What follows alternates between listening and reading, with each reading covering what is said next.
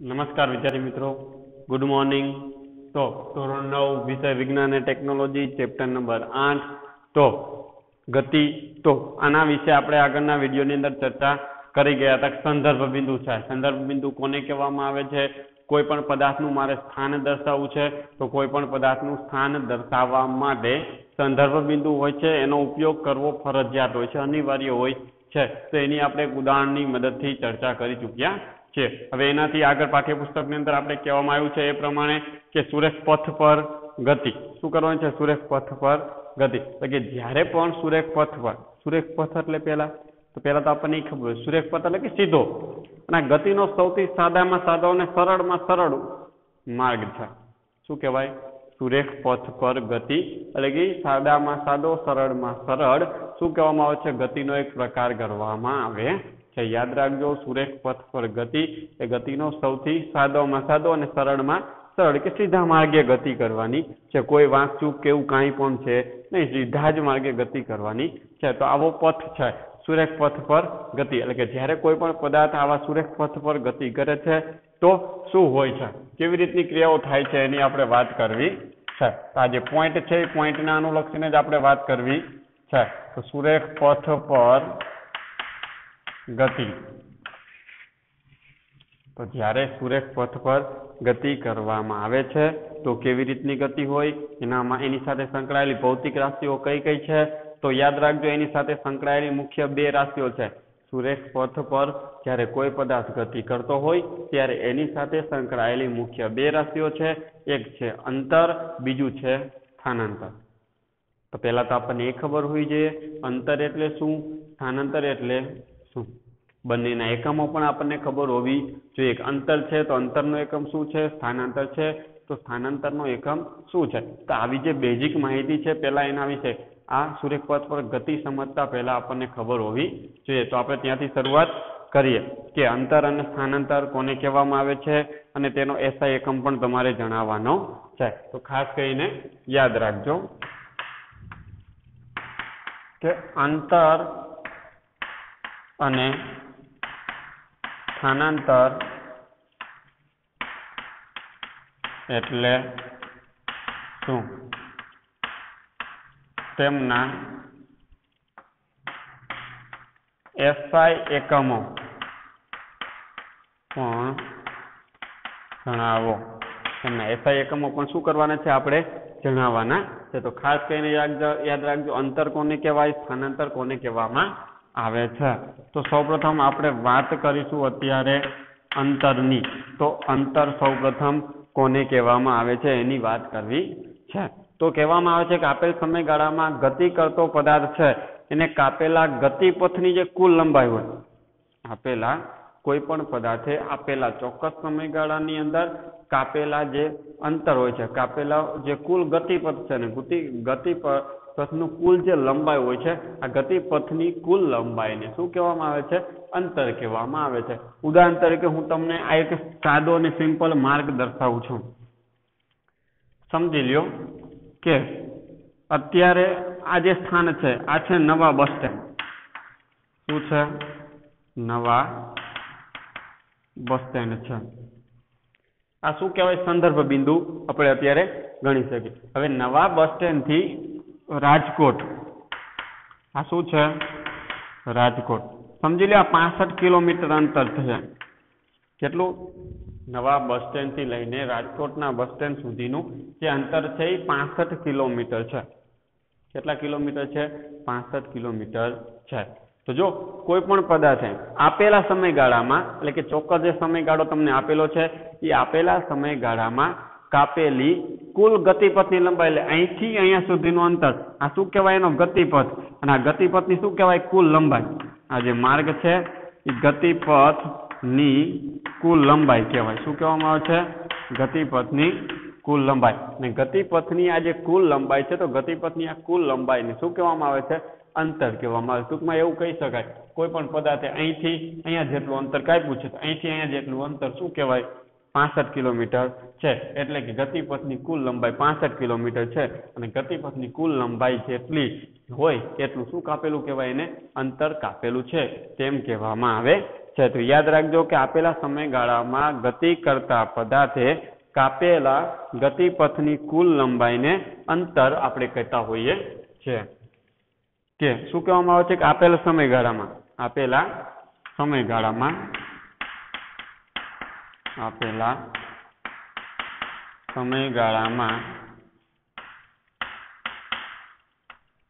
પદાર્થે કાપેલ ગતિપથની કુલ લંબાઈ શું કે છે આપેલા સમયગાળામાં. એટલે જે સમય તમને આપેલો છે, આપણે અહીં કહીએ કે મારે નવા બસ સ્ટેન્ડ થી રાજકોટ પહોંચવા માટે 1.5 કલાક લાગે છે, એટલે કે 1.30 કલાક જેટલો સમય લાગે છે. તો 1.5 કલાક એટલે કે આપેલો સમયગાળો, તો ચોક્કસ સમયગાળો થયો. તો આપેલ સમયગાળામાં પદાર્થે કાપેલ ગતિપથની જે કુલ લંબાઈ હોય છે, તો ગતિ કરતા પદાર્થે કાપેલું કુલ જે અંતર હોય છે, તો કુલ લીની લંબાઈ હોય છે. તો આપેલા સમયગાળામાં પદાર્થે કાપેલ ગતિપથની કુલ લંબાઈને શું કહેવામાં આવે છે? અંતર, અથવા તો તમે એને કહી શકો પથ લંબાઈ પણ કહેવામાં આવે છે. અંતર કહે છે. આપેલા સમયગાળામાં પદાર્થે કાપેલ ગતિપથની કુલ લંબાઈને શું કહેવામાં આવે છે? ગતિપથની કુલ લંબાઈને એનું અંતર તરીકે ઓળખવામાં આવે છે. અને સામાન્ય રીતે અંતર હોય છે, તો અંતરનો SI એકમ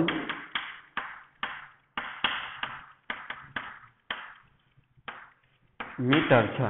અંતરનો SI એકમ શું છે? મીટર. અને જેને આપણે સામાન્ય રીતે m વડે દર્શાવતા હોઈએ છીએ, મીટર. આ તો સૌથી નાનો એકમ છે. પછી કિલોમીટર પણ હોઈ શકે છે. મીટર, કિલોમીટર, સેન્ટીમીટર પણ આનાથી જ પણ નાનો એકમ છે. તો સેન્ટીમીટર, મીટર અને કિલોમીટર જેવા એકમો પણ હોઈ શકે છે. આ યાદ રાખવાનું છે. તો આ હતી અંતર વિશેની વાત. એવી જ રીતના હવે આપણે વાત કરીશું સ્થાનાંતર. સ્થાનાંતર કોને કહેવામાં આવે છે? તો પદાર્થના જે ગતિપથ છે, તો ગતિપથના પ્રારંભિક સ્થાન અને અંતિમ સ્થાન સુધીના જે લઘુત્તમ અંતર હોય છે, એટલે ઓછામાં ઓછું જે અંતર હોય છે, આ અંતરને શું કહેવામાં આવે છે? પદાર્થનું સ્થાનાંતર કહેવામાં આવે છે. તો આ ઉદાહરણ, નવા બસ સ્ટેન્ડ થી કોઈ વ્યક્તિ છે એ રાજકોટ જાય છે, રાજકોટ થી ફરી પાછો આવે છે અને ટંકારા રોકાઈ જાય છે. ટંકારા તે શું કરે છે? રોકાણ કરે છે. એટલે સમજી લો, અહીંથી ટંકારા સુધીનું અંતર છે એ 35 કિલોમીટર છે. કેટલું છે? 35 કિલોમીટરનું અંતર ધરાવે છે. તો જો વ્યક્તિએ કુલ અંતર કેટલું કાપ્યું? નવા બસ સ્ટેન્ડ થી ક્યાં જાય છે? રાજકોટ. એટલે કેટલા કિલોમીટર થયું? 65 કિલોમીટર થયું.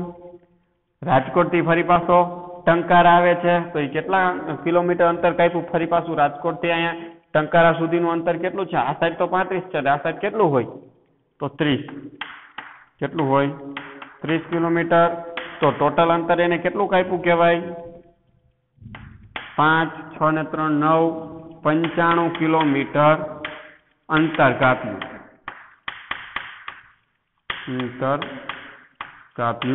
કહેવાય. ટોટલ અંતર એને કેટલું કાપ્યું કહેવાય? 95 કિલોમીટર. પરંતુ હવે એનું સ્થાનાંતર કેટલું કહેવાય? તો અહીંયા આપણે કીધું છે કે પદાર્થે ગતિપથના પ્રારંભિક સ્થાન છે, તો ગતિપથનું પ્રારંભિક સ્થાન છે. પ્રારંભિક સ્થાનથી લઈને એનું જે અંતિમ સ્થાન છે, તો હવે અંતિમ સ્થાન કયું થયું? આ. તો પ્રારંભિક સ્થાન અને અંતિમ સ્થાન વચ્ચેનું જે આ ઓછામાં ઓછું લઘુત્તમ જે અંતર છે, તો આ અંતરને શું કહેવામાં આવે છે? એને એનું સ્થાનાંતર કહેવામાં આવે છે. સમજી લો, અહીંયા 0 છે, તો આપણે એને દર્શાવી શકાય. તો સ્થાનાંતર બરાબર શું લખી શકાય? સ્થાનાંતર બરાબર અંતિમ સ્થાન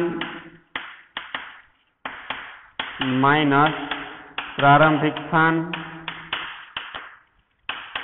તો અંતિમ સ્થાન અત્યારે આ છે, એટલે કે 35 કિલોમીટર માઇનસ 0 કિલોમીટર બરાબર કેટલા થયા? 35 કિલોમીટર. તો પદાર્થે કાપેલું સ્થાનાંતર કેટલું થયું કહેવાય? 35 કિલોમીટર. આ શું ગણવામાં આવે છે? સ્થાનાંતર. પદાર્થે ભલે અંતર 95 કિલોમીટર કાપેલું છે, પરંતુ એનું સ્થાનાંતર તો કેટલું થયું કહેવાય? એટલે કે મોરબીથી 35 કિલોમીટર ખસેલો છે. ભલે ફરીને દુનિયા આખી આવ્યો હોય, પણ અહીંથી છેટો તો 35 કિલોમીટર જ છે. આવું તમે કહી શકો છો. તો અંતર અને સ્થાનાંતર વચ્ચે આવો પણ એક તફાવત રહેલો છે. તો સ્થાનાંતરની વાત કરીએ કે પદાર્થના ગતિપથના પ્રારંભિક સ્થાનથી અંતિમ સ્થાન,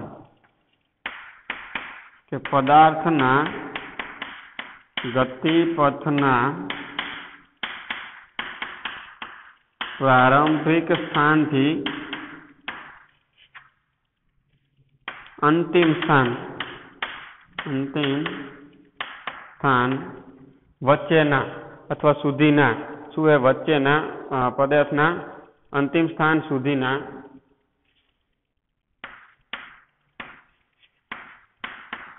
લઘુત્તમ અંતરને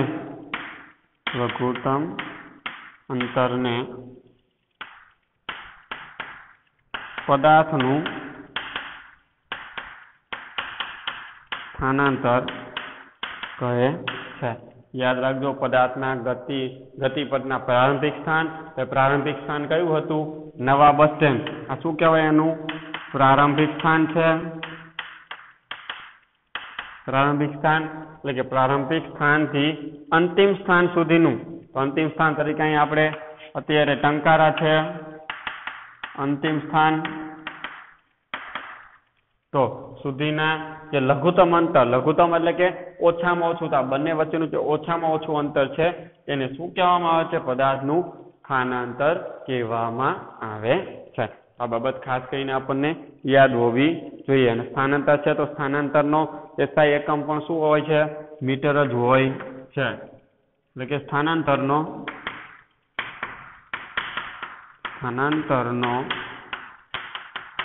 SI એકમ મીટર છે. સ્થાનાંતરનો SI એકમ પણ શું છે? મીટર જ છે. અથવા તમે અહીંયા ખાસ કરીને યાદ રાખજો કે અંતર અને સ્થાનાંતરના બીજા નાના એકમો સેન્ટીમીટર અથવા તો આપણે મીટર તો દર્શાવેલું છે, મિલીમીટર,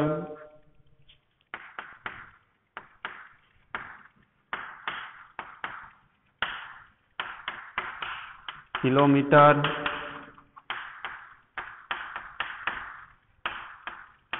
હોય છે. બીજા એના જે નાના એકમ હોય છે સેન્ટીમીટર, મિલીમીટર અને કિલોમીટર છે ને, આ મોટો એકમ છે. શું છે? મોટો એકમ. જ્યારે સેન્ટીમીટર, મિલીમીટર, મીટર એ નાના એકમો કહેવાય. કિલોમીટર છે એ મોટો એકમ ગણવામાં આવતો હોય છે. તો આ બધા જ ઉપયોગમાં આપણે લેતા હોઈએ છે. અંતર અને સ્થાનાંતરને દર્શાવવા માટે આવા જો ઓછું અંતર હોય તો આવા નાના નાના એકમોનો આપણે ઉપયોગ કરતા હોઈએ છીએ. જો વધારે અંતર હોય તો કિલોમીટર એટલે કે મોટા એકમનો ઉપયોગ કરતા હોઈએ છીએ. હવે આ જ સાથે આપણે એને અનુલક્ષીને જે સ્થાનાંતર અને અંતર વચ્ચેનો જે ભેદ છે એને આપણે એક સમજવાનો પ્રયત્ન કરવો છે. સ્થાનાંતર શોધવું છે તો સ્થાનાંતર શોધવા માટે કયા સૂત્રનો ઉપયોગ કરવામાં આવે છે એની પણ આપણે ચર્ચા કરવી છે. તો યાદ રાખજો કે સ્થાનાંતરનું મૂલ્ય શોધવું છે તો સ્થાનાંતરનું મૂલ્ય શોધવા માટેનું સૂત્ર મેળવવાનું છે. સ્થાનાંતરની દિશા કઈ લેવામાં આવે છે એ પણ જણાવવાનું છે. તો સ્થાનાંતરનું શું શોધવું છે? મૂલ્ય. સ્થાનાંતરનું મૂલ્ય શોધવા માટેનું સૂત્ર મેળવો. સ્થાનાંતરનું મૂલ્ય શોધવા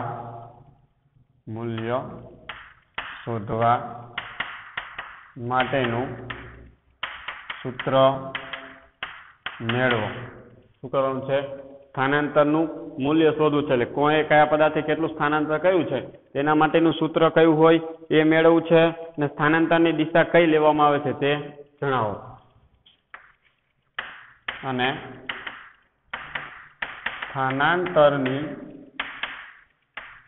દિશા કઈ લેવામાં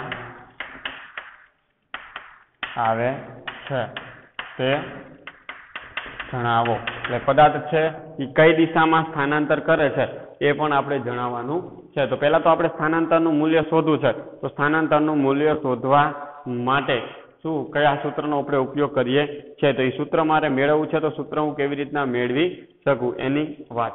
તો ખાસ કરીને ધ્યાન આપજો. સમજી લો આ સુરેખ પથ છે, સીધો એક માર્ગ છે. અત્યારે કોઈ પદાર્થ અહીંયા છે જેને મેં નામ આપી દીધું ઓ. શું કહેવામાં આવે છે? ઓ કહેવામાં આવે છે. હવે અત્યારે આ જે પદાર્થ છે એ અહીંયા છે. હવે એનું એક સ્થાન છે અહીંયા, જેને મેં કીધું x1. બીજું એનું સ્થાન છે અહીંયા. એટલે આ બે સ્થળ, તમે કોઈ પણ બે સ્થળના નામ પણ અહીંયા લખી શકતા હોય છો. તો જ્યારે x1 સ્થાન પર પહોંચે છે, આ ઓ પદાર્થને x1 સ્થાન પર પહોંચવા માટે એને સમજી લો કે t1 જેટલો સમય લાગે છે. સમજી લો આ શું છે? નવા બસ સ્ટેન્ડ. નવા બસ સ્ટેન્ડ છે. આ છે ટંકારા છે. શું છે? ટંકારા. અને આ છે રાજકોટ છે. શું છે? રાજકોટ. સમજી લ્યો કોઈ પદાર્થ છે અથવા મારે હવે નવા બસ સ્ટેન્ડ થી નવા બસ સ્ટેન્ડ થી ટંકારા પહોંચવા માટે t1 જેટલો સમય લાગે. કેટલો? t1 જેટલો સમય લાગે છે. એવી જ રીતના રાજકોટ પહોંચવા માટે મને t2 જેટલો શું લાગે છે? સમય લાગે છે. અહીંયા ટી લેવાનું કારણ સમય દર્શાવે છે. ટી શું દર્શાવે છે? સમય દર્શાવે છે, ટાઈમ દર્શાવે છે. એટલા માટે t1 અને t2. એટલે કે મારે નવા બસ સ્ટેન્ડથી ટંકારા પહોંચવા માટે મને t1 જેટલો સમય લાગે છે, રાજકોટ પહોંચવા માટે t2 જેટલો સમય લાગે છે. તો હવે શું કરવાનું છે? આજે તમને માપ અહીંયા આપવામાં આવેલું છે. એ જે માપ છે એ તમને કિલોમીટરમાં દર્શાવેલું છે કે અહીંયા આટલા કિલોમીટર છે એવું દર્શાવવામાં આવે છે. આગળ મેં તમને ઉદાહરણ દ્વારા કીધું હતું કે અહીંયા 0 કિલોમીટર, અહીંયા 35 કિલોમીટર ને અહીંયા 65 કિલોમીટર છે. તો એ અંતર છે કિલોમીટરમાં દર્શાવવામાં આવતું હોય છે. હવે અહીંયા ઓ છે, આજે ઓ દર્શાવેલું છે ને અહીંયા આ બિંદુને આપણે શું કીધું? સંદર્ભ બિંદુ કીધું. શું કીધું? સંદર્ભ બિંદુ. એટલે કે નિશ્ચિત બિંદુ કહેવાય, ચોક્કસ બિંદુ છે. તો એ ચોક્કસ બિંદુની સાપેક્ષે ધારો કે t1 સમયે પદાર્થ x1 સ્થાન પર છે. t1 સમયે પદાર્થ ક્યાં છે? x1 સ્થાન પર છે, એટલે કે ટંકારા છે. t2 સમયે પદાર્થ ક્યાં છે? x2 પર, એટલે કે રાજકોટ પહોંચે છે.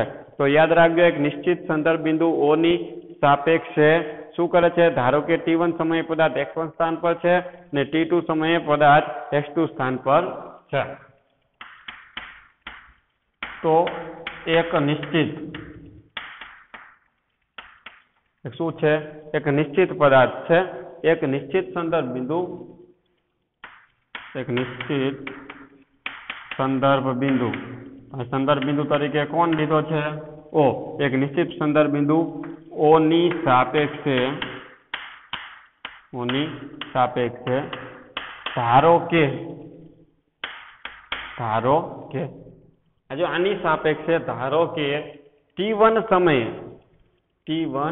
સમયે પદાર્થ x1 સ્થાન પર છે. ધારો કે t1 સમયે પદાર્થ x1 સ્થાન પર છે. x1 સ્થાન એટલે તમારે શું સમજવાનું? ટંકારા સ્થાન પર છે. જ્યારે t2 સમયે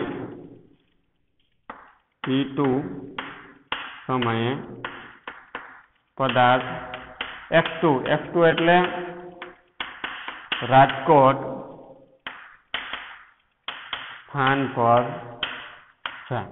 જો આ સંદર્ભ બિંદુની સાપેક્ષે કોઈ પદાર્થને t1 સમયે x1 સ્થાન પર છે, t2 સમયે x2 સ્થાન પર છે, અથવા તો કોઈ પદાર્થને x1 સ્થાન પર પહોંચવા માટે t1 જેટલો સમય લાગે છે, x2 સ્થાન પર પહોંચવા માટે એને t2 જેટલો સમય લાગે છે. આવું પણ તમે કહી શકો છો. તો હવે શું થાય છે? તો આપણે કીધું હતું અંતિમ સ્થાન અને પ્રારંભિક સ્થાન આ બંને વચ્ચેનો જે સમયગાળો છે સમયગાળામાં પદાર્થનું સ્થાનાંતર શોધી શકાય છે. તો પદાર્થનું અંતિમ સ્થાન અને પ્રારંભિક સ્થાન વચ્ચે અંતિમ સ્થાન અને પ્રારંભિક સ્થાન વચ્ચેનો જે સમયગાળો છે એ સમયગાળાને આધીન રહીને આપણે શું કહી શકીએ છીએ સ્થાનાંતરનું પદાર્થનું સ્થાનાંતર શોધી શકાય છે. તો અંતિમ સ્થાન અને પ્રારંભિક સ્થાન વચ્ચે તો હવે પદાર્થના T2 - T1 અથવા તો અંતિમ માઇનસ પ્રારંભિક આ જો T2 અને T1 શું દર્શાવે સમયગાળામાં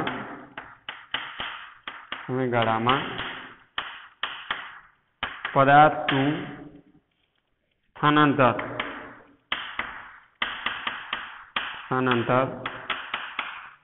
શોધી શકાય છે. હવે પદાર્થના T2 - T1 સમયગાળામાં પદાર્થનું તમે શું શોધી શકો છો સ્થાનાંતર શોધી શકો છો. તો પદાર્થનું સ્થાનાંતરને આપણે સામાન્ય રીતે S વડે દર્શાવીએ છીએ. S સંજ્ઞા વડે અંતિમ સ્થાન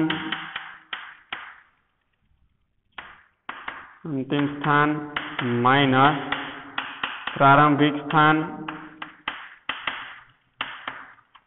તો અંતિમ સ્થાન કેટલું છે x2 જેટલું, જ્યારે અંતિમ સ્થાન પ્રારંભિક સ્થાન શું છે x1 જેટલું. આ x2 અંતિમ પ્રારંભિક સ્થાન કયું છે x1 જેટલું. x2 માઇનસ x1 જેટલું તમે કહી શકો છો. તો આ શું કરતું એનું અંતિમ સ્થાન હતું. અહીંયાથી પદાર્થ ફરી પાછો અહીં ટંકારા પહોંચે છે. તો સૌપ્રથમ જો અહીંથી નવા બસ સ્ટેન્ડ થી ક્યાં જાય છે રાજકોટ, અને રાજકોટ થી ક્યાં જાય છે ટંકારા જાય છે. તો આટલું શું થયું કહેવાય એનું સ્થાનાંતર. એટલે કે ટૂંકમાં ટોટલ અંતર છે, પરંતુ અહીં સ્થાનાંતર S છે. તો આ અંતિમ સ્થાન અને પ્રારંભિક સ્થાન આ બંને વચ્ચેનો જે સમયગાળો છે એ સમયગાળાને અનુલક્ષીને તમે શું કહી શકો છો એનું સ્થાનાંતર શોધી શકો છો. તો આ શું થઈ ગયું સ્થાનાંતરનું સૂત્ર S બરાબર x2 માઇનસ x1 ની મદદથી તમે એનું સ્થાનાંતર શોધી શકો છો. તો પદાર્થના સ્થાનાંતરનું મૂલ્ય શોધી શકાય છે. તો આ ઉપરના સૂત્ર પરથી અથવા સમીકરણ 1 ની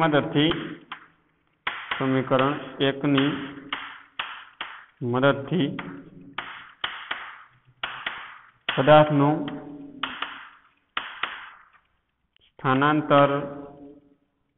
સ્થાનાંતરનું મૂલ્ય શોધી શકાય છે. સમીકરણ 1 ની મદદથી તમે શું કરી શકો છો સ્થાનાંતરનું મૂલ્ય શોધી શકો છો. અને સ્થાનાંતરની જે દિશા હોય છે એ પ્રારંભિક સ્થાનથી લઈને ક્યાં સુધીની હોય છે અંતિમ સ્થાન સુધીની હોય છે. યાદ રાખવાનું જે સમીકરણ 1 છે એને અનુલક્ષીને તમે કહી શકો કે સ્થાનાંતરની જે દિશા હોય છે એ પ્રારંભિક સ્થાનથી લઈને શું હોય છે અંતિમ સ્થાન સુધીની હોય છે. જો આની સાપેક્ષે આપણે શોધ્યું, આની સાપેક્ષે આને શોધવામાં આવે છે. યાદ રાખજો આ એનું પ્રારંભિક સ્થાન ગણવામાં આવે છે. કેવું સ્થાન કહેવાય પ્રારંભિક સ્થાન ગણવામાં આવે છે. આ છે શું કહેવાય એનું અંતિમ સ્થાન ગણવામાં આવે છે. અને આ જે O છે ને એ શું છે સંદર્ભ બિંદુ છે. એટલે આની સાપેક્ષે આપણે એનું સ્થાનાંતર ગોત્યું છે. ખાસ કરીને યાદ રાખવાનું છે. હવે સ્થાનાંતરની દિશા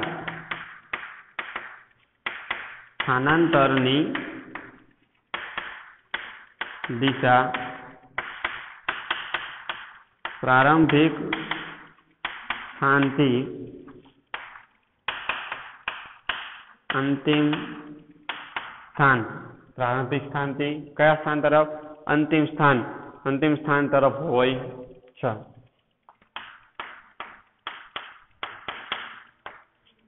આ બાબત ખાસ કરીને યાદ રાખવાની છે કે સ્થાનાંતરની જે દિશા હોય છે એ પ્રારંભિક સ્થાનથી અંતિમ સ્થાન તરફ હોય છે. એટલું શું કહેવાય પદાર્થે સ્થાનાંતર કરેલું છે એવું તમે કહી શકો છો. તો ખાસ કરીને યાદ રાખવાનું છે. એક સામાન્ય પ્રશ્ન છે જે દરેક વિદ્યાર્થીઓને લખી લેશે અથવા તો સ્ક્રીનશોટ પાડી લેશે.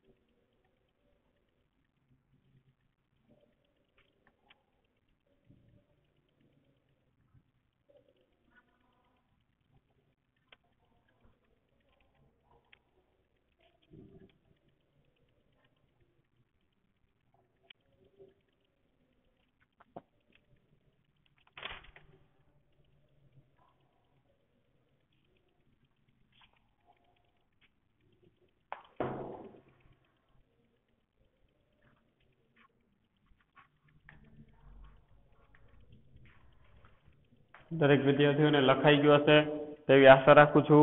હવે સાથે જ આપણે આગળ થોડુંક ચર્ચા કરી. હવે અંતર અને સ્થાનાંતર છે તો અંતર અને સ્થાનાંતર વચ્ચેનો ભેદ, બંને વચ્ચે શું તફાવત છે, શું બંને સરખા હોય તો એ આપણે ચકાસવાનું છે. અને એક સામાન્ય જે ઉદાહરણ છે, આવી જ રીતનું ઉદાહરણ છે, એની મદદથી આપણે એને સમજવાનો પ્રયત્ન કરવાનો છે. તો ખાસ કરીને ધ્યાન રાખજો, અગત્યની બાબત છે કે અંતર અને સ્થાનાંતર વચ્ચેનો ભેદ, શું તફાવત છે એ સમજાવવાનું છે. તો અંતર અને સ્થાનાંતર વચ્ચેનો ભેદ સમજાવવાનું છે.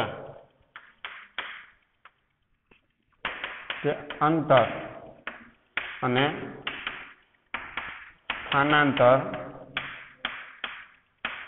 વચ્ચેનો ભેદ સમજાવો. શું કરવાનું છે?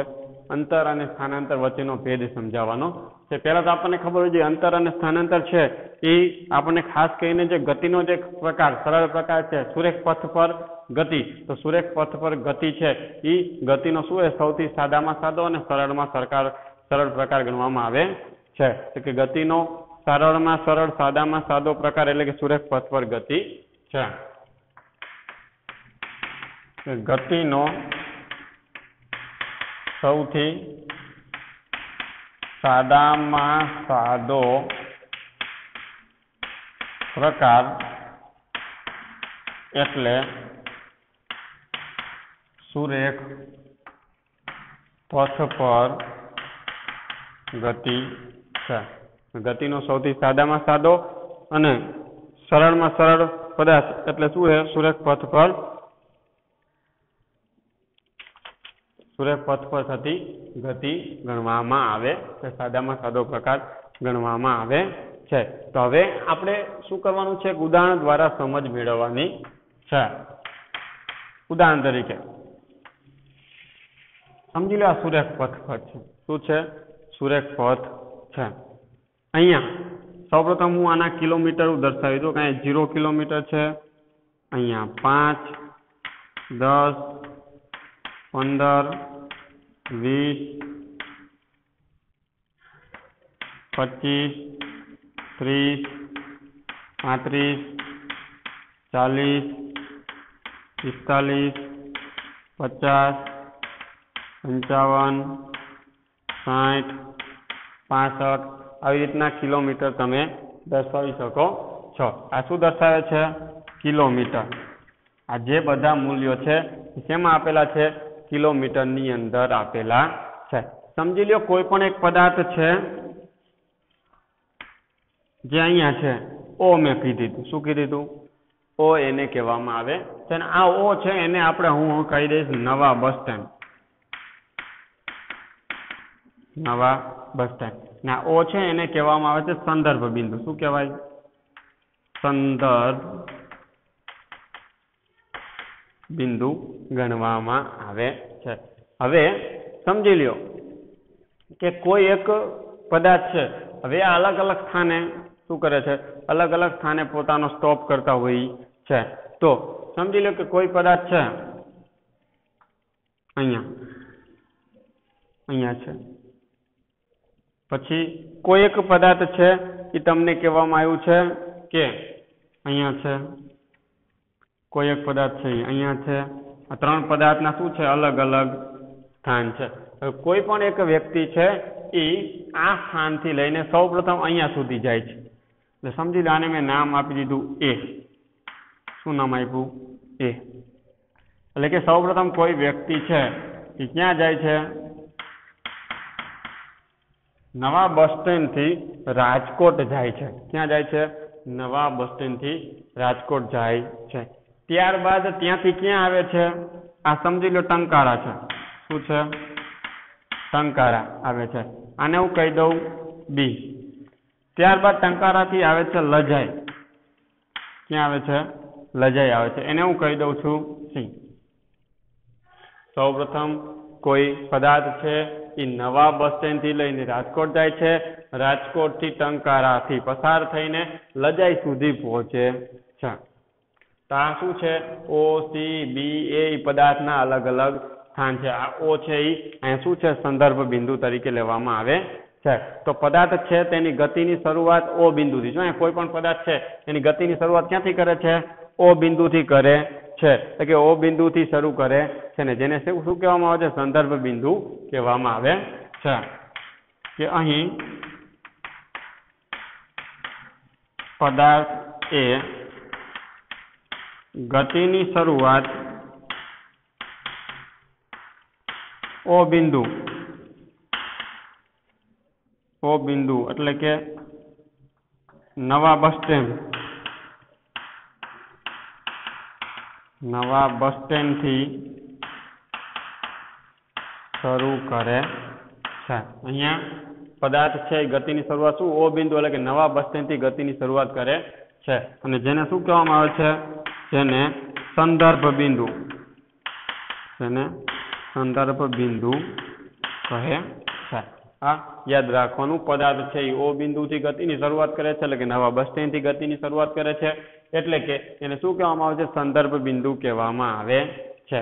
અહીંયા આ સી છે, બી છે, એ છે એ શું છે? પદાર્થના જુદા જુદા સમયે સ્થાન દર્શાવે છે. તો કે અહીં એ એટલે કે રાજકોટ, બી એટલે કે ટંકારા, સી એટલે કે લજાઈ પદાર્થના જુદા જુદા સમયે સ્થાન દર્શાવે છે. એટલે તમને ખબર પડી જાય કે ઓ છે એ સંદર્ભ બિંદુ છે. સી, બી અને એ શું છે? જુદા જુદા સમયે પદાર્થના સ્થાન દર્શાવે છે. એ છે એ સ્થાન છે, બી પણ સ્થાન છે, સી પણ સ્થાન છે. એટલે રાજકોટ છે, બી એટલે ટંકારા છે, સી એટલે લજાઈ છે. તો આવા અલગ અલગ સ્થાન દર્શાવે છે. સૌ પ્રથમ પદાર્થ છે એ શું કરે છે? ઓ થી લઈને એ સુધી ગતિ કરે છે અને પછી એથી સી પર સુરેખ પથ પર ગતિ કરીને પહોંચે છે. યાદ રાખજો સૌપ્રથમ પદાર્થ શું કરે છે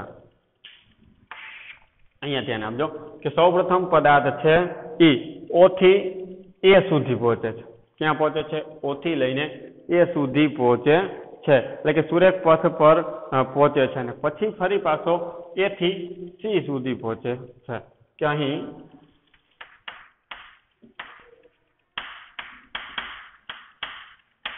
સૌપ્રથમ પદાર્થ O થી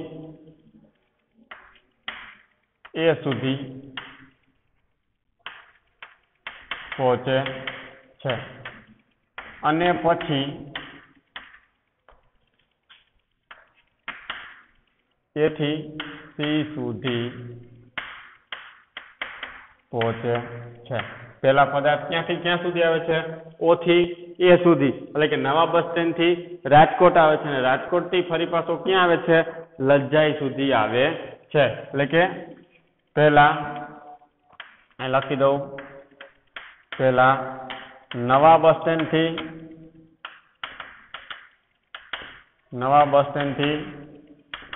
રાજકોટ અને પછી રાજકોટ થી લજાઈ શું થાય છે રાજકોટ થી લજાઈ સુધી શું આવે છે પાછો આવે છે તો આ વખતે તે શું કરે છે 60 કિલોમીટર અને 35 કિલોમીટર એટલે કે કુલ આટલું અંતર કાપે છે સૌપ્રથમ જો નવા બસ સ્ટેન્ડ થી રાજકોટ જાય છે કેટલું અંતર કાપે છે અહીં તે સૌપ્રથમ નવા બસ સ્ટેન્ડ થી રાજકોટ એટલે O થી A સુધી ગતિ કરે છે ત્યારે તે 60 કિલોમીટર અને પછી રાજકોટ થી લજાઈ એટલે કે A થી C સુધી ગતિ કરે છે ત્યારે તે આમાંથી આટલા બાદ કરી નાખવાના એટલે એટલા 30 કિલોમીટર જેટલું શું કરે છે અંતર કાપે છે કે અહીં પદાર્થ સૌપ્રથમ O થી A સુધી 60 કિલોમીટર અંતર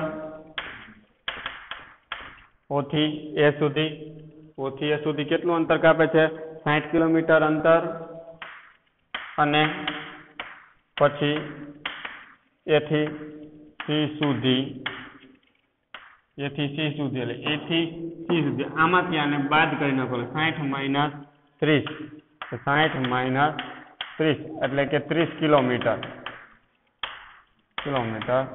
અંતર કાપે છે અહીં પદાર્થ સૌપ્રથમ O થી A સુધી એટલે 60 કિલોમીટર અંતર અને પછી A થી C સુધી એટલે કે 30 કિલોમીટર અંતર કાપે છે એટલે કે પદાર્થ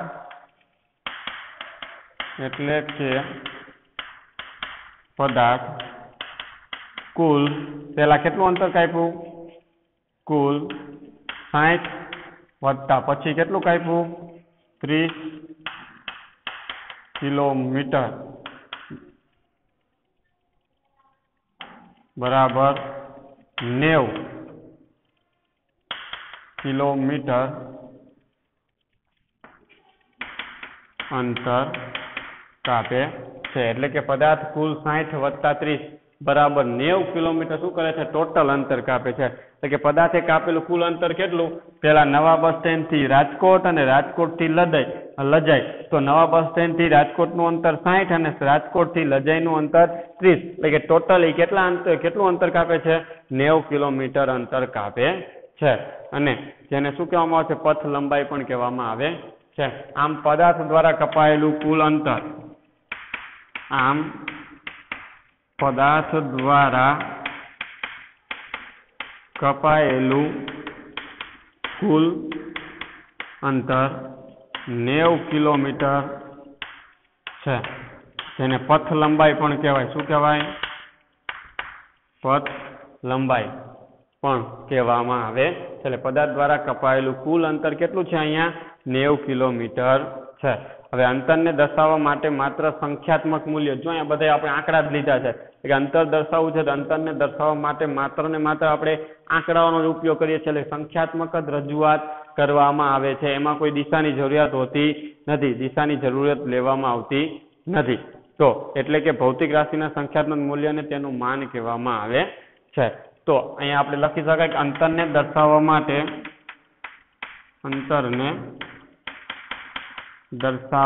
માટે માત્ર સંખ્યાત્મક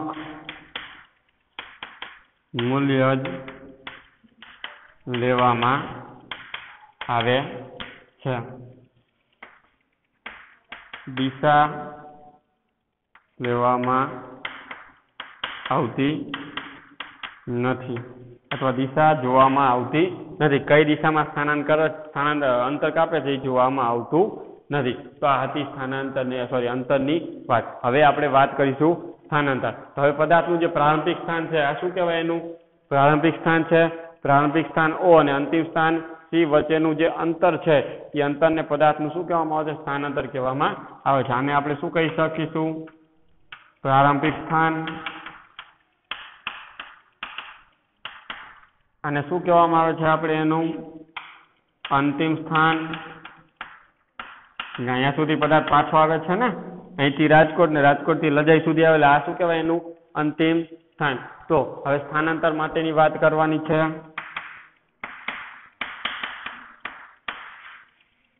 તો આ સ્થાનાંતરની વાત કરશું. તો સ્થાનાંતરની અંદર કે પદાર્થનું પ્રારંભિક સ્થાન O અને અંતિમ સ્થાન C, કે પદાર્થનું પ્રારંભિક સ્થાન, જો અહીંયા પ્રારંભિક સ્થાન શું છે? O અને અંતિમ સ્થાન, એનું અંતિમ સ્થાન શું છે? તો અહીંયા કહી શકાય C. અંતિમ સ્થાન C વચ્ચેના અંતરને પદાર્થનું સ્થાનાંતર કહે છે, અથવા એના વચ્ચેની પથ લંબાઈને પણ સ્થાનાંતર કહેવામાં આવે છે. પદાર્થનું પ્રારંભિક સ્થાન O અને અંતિમ સ્થાન C, આ બંને વચ્ચેની જે પથ લંબાઈ છે અથવા બંને વચ્ચે કપાયેલું જે અંતર છે આ અંતરને શું કહેવામાં આવે છે? પદાર્થનું સ્થાનાંતર કહેવામાં આવે છે. અને જે શું છે? જે અત્રે કે જે અહીંયા તો પદાર્થનું સ્થાનાંતર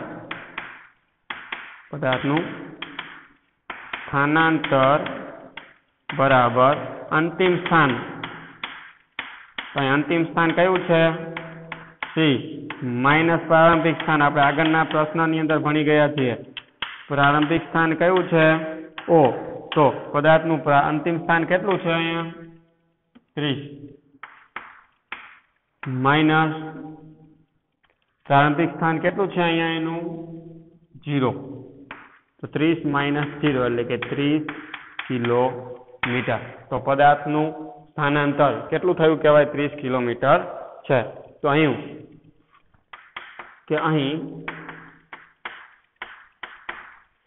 પદાર્થનું સ્થાનાંતર 30 કિલોમીટર છે. પદાર્થનું સ્થાનાંતર કેટલું છે? 30 કિલોમીટર. જ્યારે પદાર્થનું અંતર આપણે કેટલું લીધું હતું? ત્યારે પદાર્થનું કુલ અંતર કેટલું છે? 90 કિલોમીટર છે. અહીં જો પદાર્થનું અંતર અને સ્થાનાંતર બંને સમાન નથી, કે અહીં પદાર્થનું અંતર અને સ્થાનાંતર સમાન નથી. આવું તમે કહી શકો છો કે પદાર્થનું અંતર અને સ્થાનાંતર છે એ સમાન નથી. તો આ તો એક ઉદાહરણ દ્વારા આપણે સમજ મેળવી. જો પદાર્થનું અંતર અને સ્થાનાંતર બંને સરખા નથી, બંને અલગ અલગ હોય છે એવું આપણે સાબિત કરી શકીએ છીએ, જેને સામાન્ય ઉદાહરણ દ્વારા આપણે સમજ મેળવી છે. તો દરેક વિદ્યાર્થીઓ આને લખી લેશે. 2 મિનિટનો સમય છે તમારી પાસે. આ સાથે જ આપણો વિડીયો અહીં આપણે પૂર્ણ કરીએ છીએ. અને આગળનો જે પોઈન્ટ છે, હવે એની આપણને આગળની જે પ્રવૃત્તિઓ આપેલી છે, પ્રવૃત્તિની આપણે આગળના વિડીયો લેક્ચરની અંદર ચર્ચા કરીશું. ત્યાં સુધી ઘરમાં રહેવાનું, સુરક્ષિત રહેવાનું. જય હિન્દ.